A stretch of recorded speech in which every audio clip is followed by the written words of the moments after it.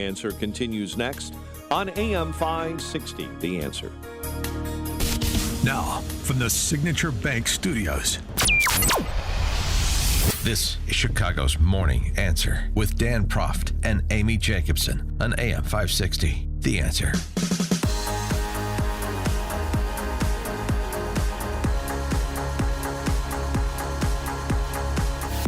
Top of the morning, Dan and Amy.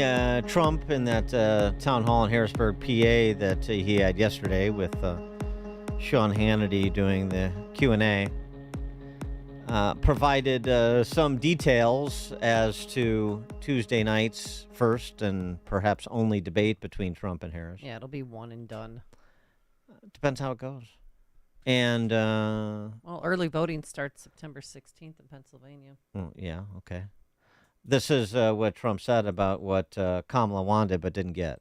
Did her campaign, when they said that they wanted to change the rules that they had agreed to, did they ask for notes? Did they ask for the... They wanted notes. They wanted to be seated, and they wanted your mic hot. And they wanted a desk.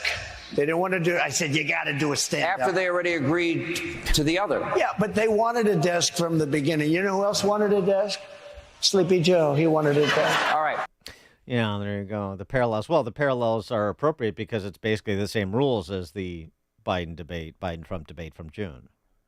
Yeah, microphones off, no notes. That's going to be interesting. They're going to let them have a pad of paper, a pen, and a bottle of water. There's going to be 2 commercial breaks, and that's pretty much everything else is the same. Well, the reason that Harris wanted the mics on is because she was looking for this moment like she had in 2020 with Vice President Pence during their debate. Remember this?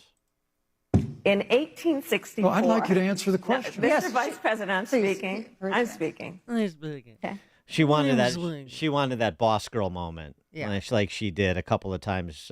Pence trying to Bigfoot Pence and show I'm as rough and tumble as the boys here, and whip up all of the View audience members into a lather over her toughness in the face of these Republican thugs, these bullies like Trump and his henchmen. She could take on the man.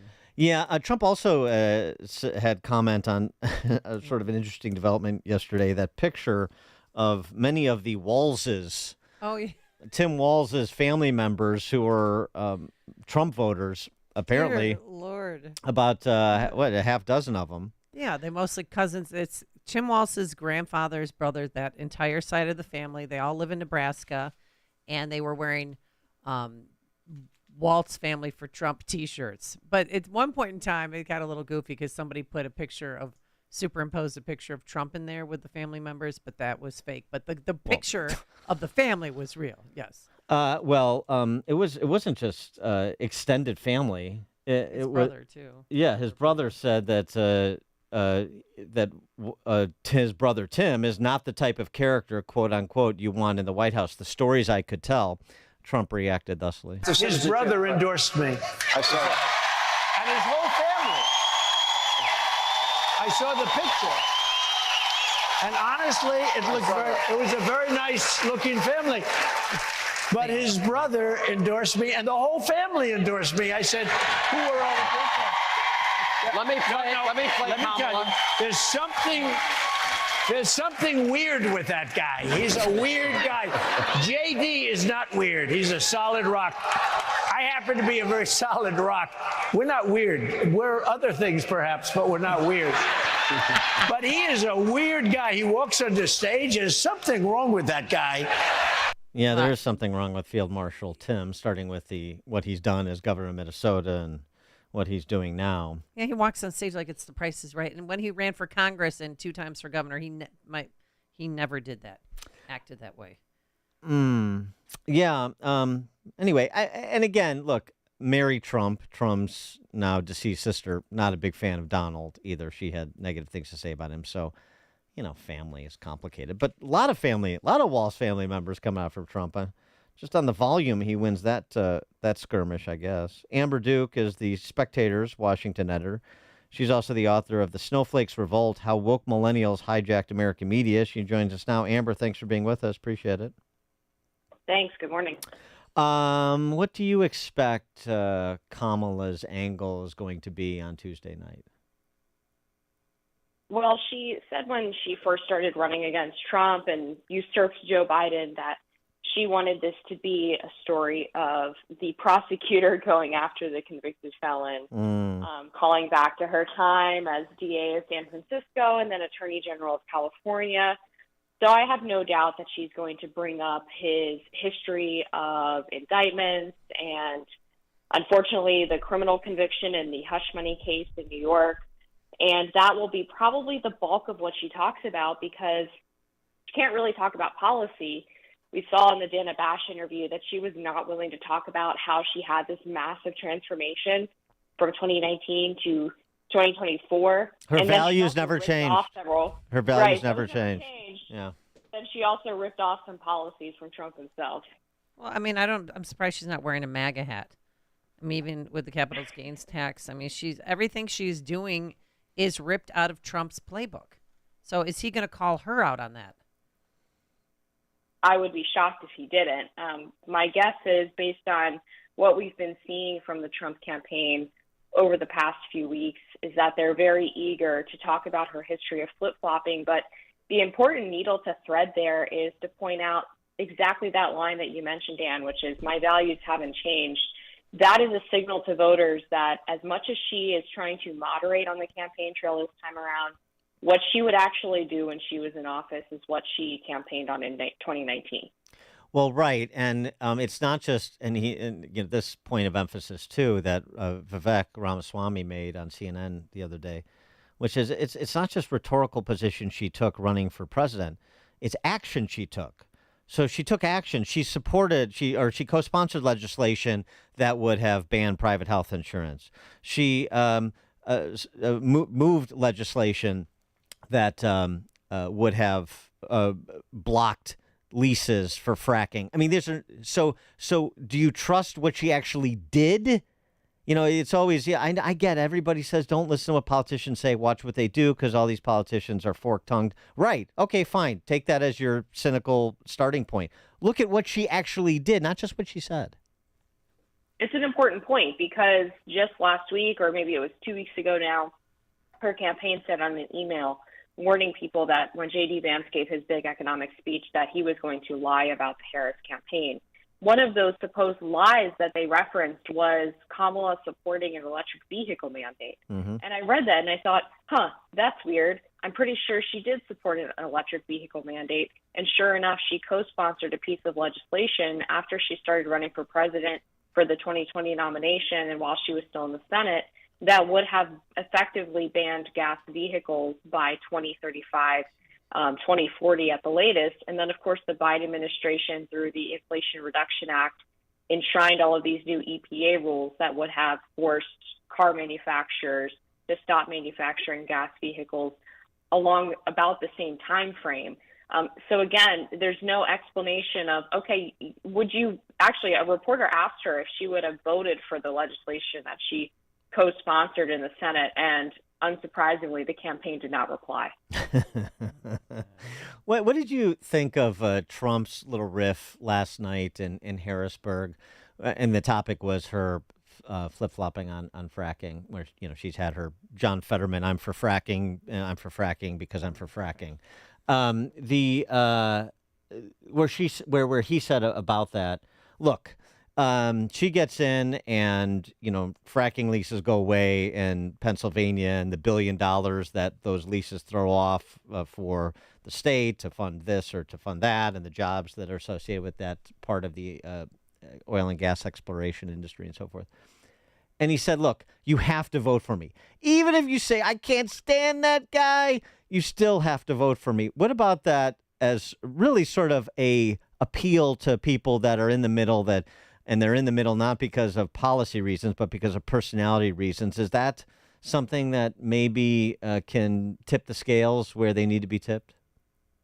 I do think it's helpful when Trump is self-aware, when he acknowledges that maybe sometimes he's a little uncouth on social media, or he makes fun of the opposition, and some people in the middle don't really like that. I think when he acknowledges and kind of makes it funny, that does help. I mean, of course, we'll see if there's movement in the polls on that, but based on a national survey project that I've seen on Background, the numbers suggest that suburban voters are coming home to Trump like they did in 2016. Of course, they lost some in 2020 because people were kind of exhausted by all of the constant media aggression towards the Trump administration. I think the issues now are undoubtedly on Trump's side, right? He's got the economy, he's got immigration, he's got crime. Those are the top three issues for voters in pretty much every poll that you look at. To be able to tamp down some of that personal stuff and say, hey, look, guys, I get it. You might not like me, but think about what's going to be best for your family. I have no doubt that's an effective message. Yeah, and to that end, I mean, he's in, for a lot of the nervousness, and I understand why people are nervous, but around Kamala's surge since her announcement, which has tapered off, as you were describing. I mean, Trump is still running well ahead of where he was against Hillary in 2016. And you won't have the anomalous 2020 election. I mean, I know early voting starts earlier and earlier, as Amy was mentioning, September 16th in Pennsylvania, but you won't have 60 million ballots preemptively mailed out the way that you did in 2016. You won't have Zucker boxes in Wisconsin the way that you did in 2016. It's uneven among the battleground states in terms of the quality of the administration of their elections, but it's going to be much closer to 2016, and he's in a much better place. The RNC also won a lawsuit since 2020 that allows them to work on this early voting craziness, where they actually are allowed to be in charge of and directing groups to make sure that Republicans are voting early and doing mail-in ballots and all of that as well. There wasn't really a organization that could do that or was prepared to do that like the left was in 2020. So that's a big difference. You're 100% right. Trump is outpolling where he has been in the past two races. He's best positioned at this point in the campaign of any time since he's run for president. And the only poll this past week that suggests that Kamala Harris got some kind of bump from the Democratic National Convention was this morning consult poll that had her up 8 points in Wisconsin, 4 in Pennsylvania, Nevada, and 3 in Michigan. And I don't think anyone serious believes those numbers. If you look at the forecasting by Nate Silver, who does the Silver Bulletin, he gives Trump a close to 60% chance of winning the election. And every state poll that has come out since the DNC has the race effectively tied. Effectively tied is a win for Trump. Right. Well, what about September 18th, his sentencing date? How do you think that's going to play a part of this? I think that it's probably going to end up being no jail time based on what all of the legal experts, even if you watch CNN or MSNBC, they say no jail time. He might get community service or some time on parole.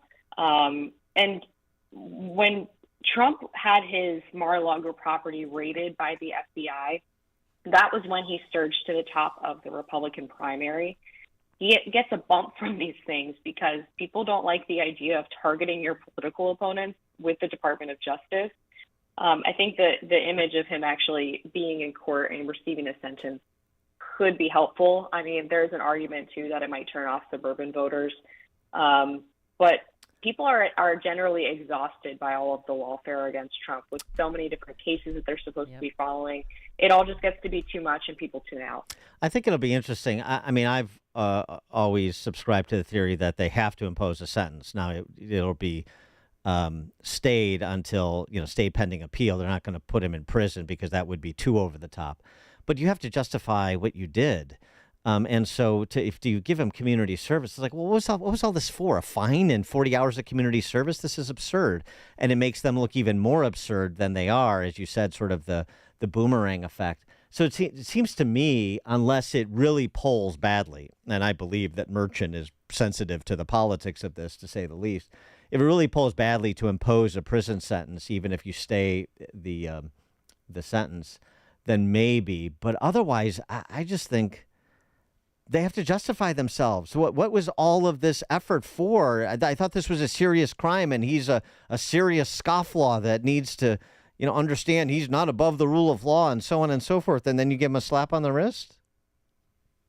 Right, and it comes across as very petty. I mean, you're right. They're in a lose-lose situation where they throw a presidential candidate in jail. That becomes a very obvious signal that they are willing to literally criminalize the opposition, or they give them a slap on the wrist. And it's like, okay, why did you spend millions of taxpayer dollars trying this case if you weren't going to take it seriously? And I believe there's still the opportunity for the DA to request another delay from the judge. He has to decide whether he wants to do the sentencing on September 18th or if he wants to push it until after the election.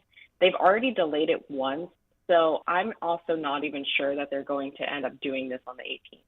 Well, he's really up against the clock. I mean, Bragg has already played Pontius Pilate on delaying the sentencing, and you don't have any predicate to delay it more like you did with the Supreme Court's decision in the immunity case. So I don't know, but it'll be interesting. Before we let you go, I did want to reference this piece you wrote for The Spectator. This will surprise no one, but you provide some illuminating details that Kamala Harris, bit of a conniving social climber. Yes, indeed. This is a really interesting story from back when Kamala Harris was working in the DA's office in San Francisco before she was elected DA.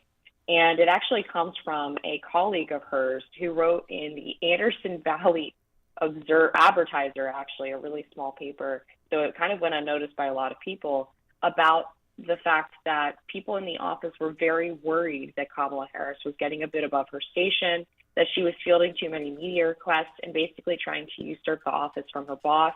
She was asked if she would ever run against him, and she said no.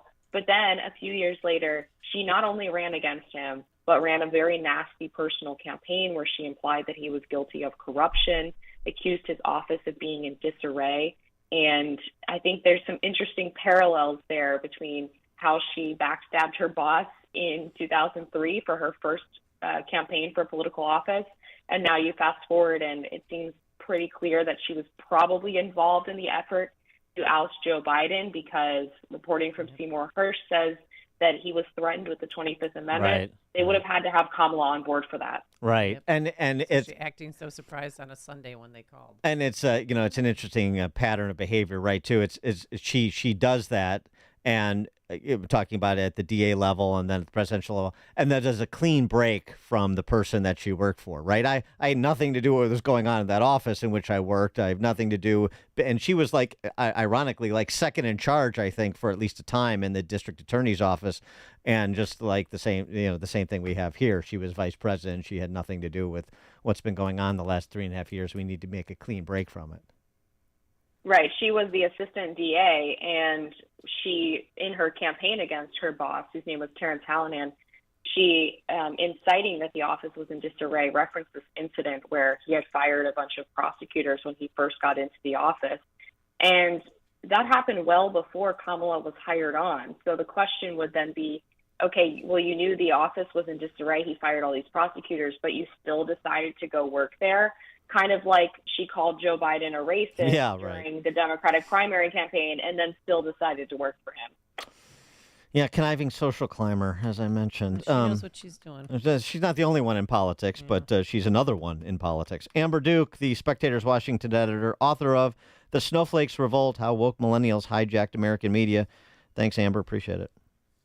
Thanks. Thank you. And she joined us on our turnkey.pro answer line. This is Chicago's Morning Answer. Your show keeps me alive during the week. There's nobody I'd rather listen to between 5 and 9 in the morning than you guys. On AM 560, The Answer.